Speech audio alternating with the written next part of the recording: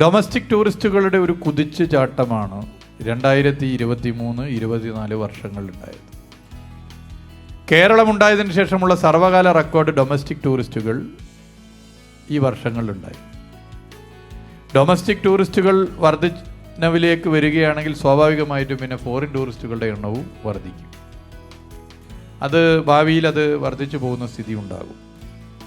Beach ടൂറിസത്തെ കേരളത്തിൽ വികസിപ്പിക്കാൻ adventure സ്പോർട്സിന് വലിയ പ്രാധാന്യം കൊടുത്തു പോകുന്നു. ഉത്തരവാദിത്ത ടൂറിസം മിഷന്റെ പ്രാധാന്യത്തെ തിരിച്ചറിഞ്ഞുകൊണ്ട് ഇടപെടുന്നുണ്ട്.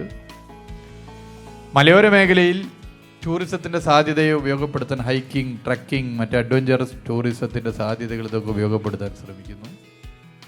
സഞ്ചാരികൾക്ക് വരുമ്പോൾ കേരളത്തെ ആസ്വദിക്കാനും കേരളത്തിൻ്റെതായ സിഗ്നേച്ചേഴ്സ് നൽകാനും ഒക്കെയുള്ള പ്രത്യേക ശ്രദ്ധ കൊടുക്കുന്നു. ഇങ്ങനെ സാധ്യമാകുന്ന കാര്യങ്ങളാണ്. ഇനിയും ഒരുപാട് കാര്യങ്ങൾ ഇതുമായി ബന്ധപ്പെട്ട് ചെയ്യേണ്ടതുണ്ട്.